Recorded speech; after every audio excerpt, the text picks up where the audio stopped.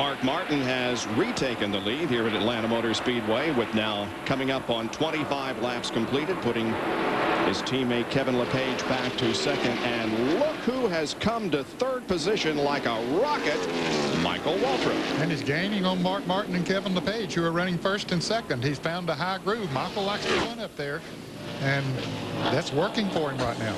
And he's really running out. You know, Michael, it's gray up there. You're supposed to be right on the edge of the gray, not just straddling the gray, but he is going somewhere. Well, we heard Kenny Wallace say that he got up there and he got a little too high and he crashed. So you do have to be very careful up there as Mike Skinner goes by Kenny Irwin. That takes over about the 18th or 19th position. Irwin, of course, his last ride for Robert Yates in the 28 car. We mentioned just as we were going to break, Bob, that the 40 car of Sterling Marlin had slowed the pace. Has been on pit road. He's back again, has the hood up on his car. Bill, what's going on there? Ned, the throttle hung up, so he shut the engine off, coasted back to the pits. They fixed the problem, but they had to hold him. NASCAR did for 15 seconds, too fast down pit road. He had no tack, so he didn't know how fast he was going, so that cost him another 15 minutes, and Michael Waltrip continues his march. Man, does he. This is his 428th NASCAR Winston Cup race. He has never won one, but he is on a tear here in the early going. I'm sure that his pit crew is very proud of him for what he's doing there. I'll tell you somebody else is proud. It's the people who own this Atlanta Motor Speedway to see that second groove working so good, because for a couple of years after they reconfigured this track, it was basically a one-groove racetrack. More than 2 miles an hour faster than Kevin LePage. Now he's faster than Mark Martin. That last time by, he ran over 180 and Mark Martin ran 179 and a half. So Michael Waltrip's going to have that 7 car up there in just a couple of minutes, beating on the back bumper. And Michael Waltrip has taken the lead. Wow. That's be very exciting for Michael Waltrip, because they announced their sponsor last weekend out at Homestead, the new 3-year deal with Nation's Rent. And if I'm not mistaken, that company is located here in Atlanta. So you know that he has some folks here that's very interested in the progress he's making today. More on Michael Waltrip from the doctor. Guys, I've always heard that imitation is the best form of flattery. Well, Michael Waltrip should be very flattered right now, because all the other crew chiefs down where I am have seen what he's doing. They're telling their drivers, hey, that 7 car is running the high groove, and he is flying. So guess what? Get up there. Michael becomes our 4th leader of the afternoon. He is leading his 6th race of 1999. He's only recorded 1 top 550 this year, and that came in the opener at Daytona.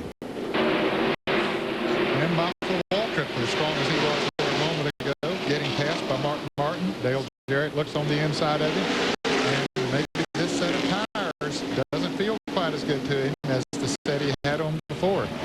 I think with these fresh tires, the fastest part of the racetrack is going to be the very bottom, and it might not be the top groove will work as well as it was those first few laps for Michael Waltrip.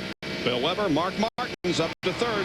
Yeah, and I'm not so sure if Michael's slower. I think Mark is faster. His car was getting tighter and tighter on that last run.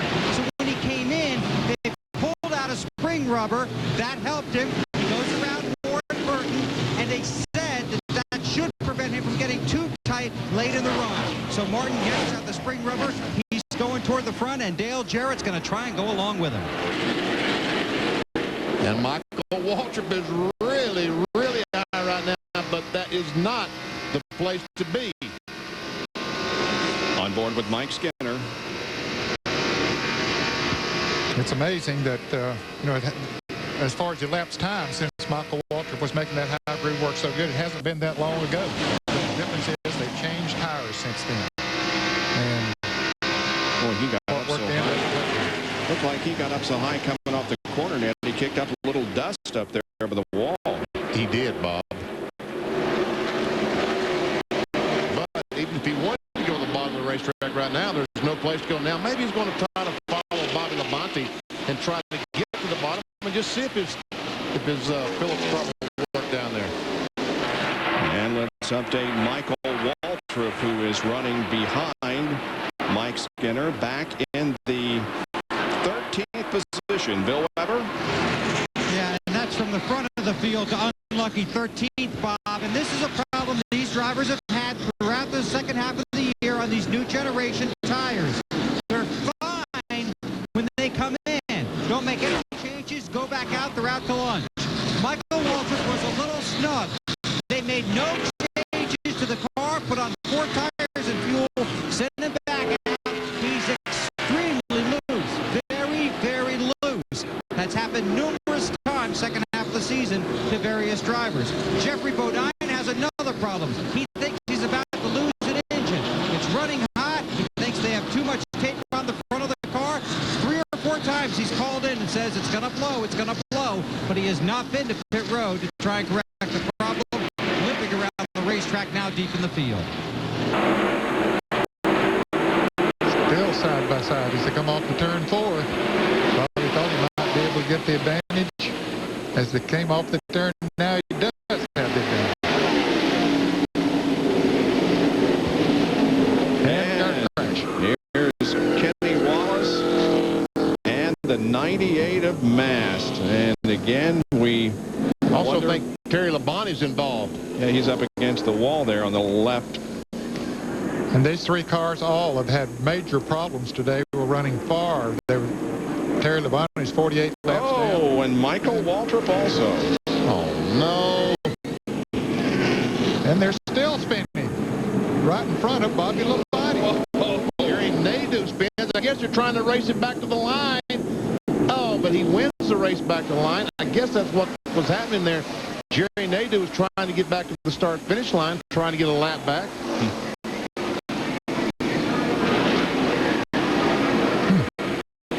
I don't think Nadeau hit anything. He slid down to the inside in the grass, as did Jeffrey Bodine early in the race. But there's damage to Kenny Wallace's car, and as we saw it sitting up against the wall in turn number 4, there's major damage to Terry Labonte's Chevy. And Michael Waltrip's car. Looks like someone ran all of the left side of Michael Waltrip's car.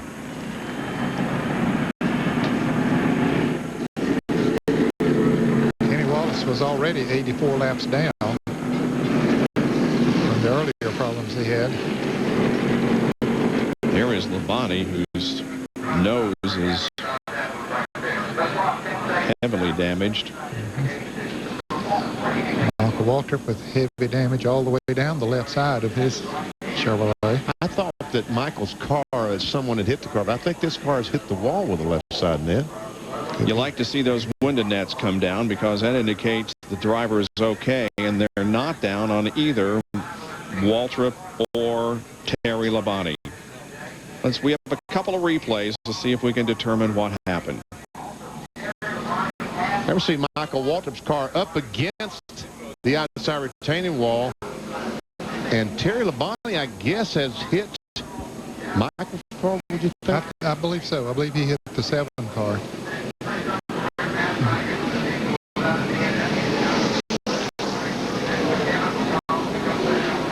Okay, here's the 36 car up there trying to get a lap back, and he got up in the loose gravels there and spun all the way down right in front of Bobby Labonte. Bobby Labonte said, "What in the world is going on here? Where did he come from?" Yeah.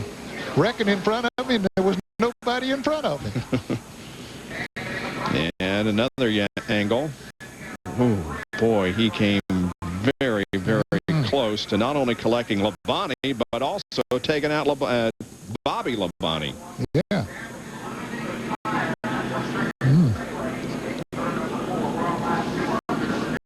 Well, in any case, our 6th caution flag of the afternoon is waving here at the NAPA 500. Caution here at Atlanta Motor Speedway. We have a beautiful day here today, and the fans are enjoying not only the nice weather, but the great racing that we have seen so far. A day much unlike last year when we were on the air 12 hours. We went on the air at 11:30, and we went off the air a little after 11:30 p.m. with all kinds of rain and bad weather. But today we're in real good shape. We're past the halfway mark. They have gotten Michael Waltrip out of the car. They did cut the roof off. They have gotten him out of the car, and he will be, of course, transported to the infield care center, evaluated, and if need be, will be taken to a local hospital. We certainly hope and pray that everything's going to be okay for Michael. Certainly do. He did have one of his best runs of the year going here today, and as you said earlier, he led the race, just blew him away there for a while. Pit road has not been open yet because that where they're working on the car down at the entrance to pit road, so they're not open it yet. John, do you have a cause of this accident? Bob, I was just listening to some of the spotters, and from Terry Labonte's crew, he said what it looked like to them, Terry was right behind it, is that Michael blew up, got in his own oil, and just spun up into the wall right in front of Terry. So that's what they say happened. Down to Dr. Jerry Punch. Well, a moment ago, Ward Burton came down pit road because he abruptly cut a right front tire. And the Goodyear engineer is looking at the tire here. Ward said on the radio he thought he hit something, ran over something on the racetrack. And the Goodyear engineers, as soon as the tire comes off, they come out here and take a look to make sure it's not a problem for anyone else. And he's examining very closely on this tire as Ward came in. They changed the 4 tires. He hasn't had any other complaints when he left pit road about a vibration, but he said just abruptly he heard this thing just sort of jump and went down as they cut the whole side of the tire out. Take a look, you see where he just absolutely just peeled the tire open, and they think it may have run over some debris on the racetrack. Let's go up to Bill Weber. Well, Jerry, just to follow up on what John was saying, several of the spotters communicating with their drivers, they seem to feel some of the guys that were trying to race to get a lap back might have helped create that incident on the racetrack, and that's long been, a topic of discussion, whether or not you do or you should race back to the caution. But several spotters say the guys racing back to the caution might have been a little aggressive in that situation and contributed to the wreck.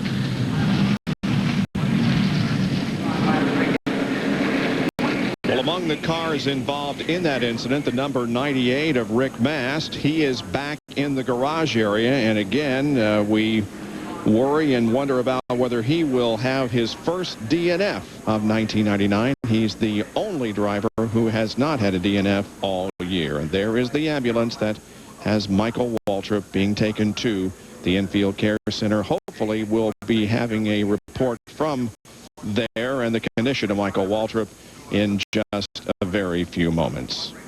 We'll be right back.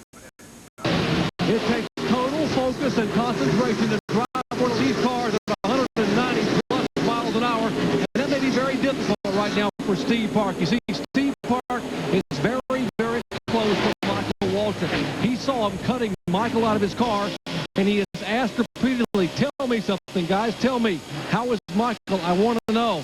I got to know. I need to know. They have tried to get Steve calmed down, but obviously his mind right now is not on that race car.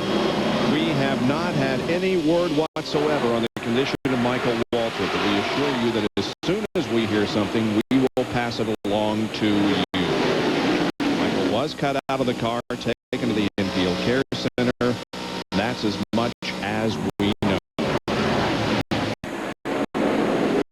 You heard John Kernan say just a little bit ago that Michael Waltrip is awake and alert. Now watch, this is what happened when he was being taken out of his wrecked car. He stretches the arms and flexes the fingers. That is certainly a good indication that he's not seriously injured. John, do you have more? Yes, Bob, I'm with Dr. Mark Waterman, here at the Atlanta Motor Speedway, the emergency physician director. And Dr. Waterman, did Michael lose consciousness? Just for a short period of time out on the track, according to the track nurse, but he regained consciousness before he came back into the infield care center, and we felt it was necessary to take him up by Georgia Baptist Healthcare System's Life Flight helicopter to Atlanta Medical Center for a precautionary CT scan, but he's looking pretty good right now. No injuries. Were there any marks on his helmet? Any marks on his helmet? No, no marks on his helmet. All right, thank you. Dr. Mark Waterman, the emergency physician director here at the Atlanta Motor Speedway. Very good news. Thanks for the update.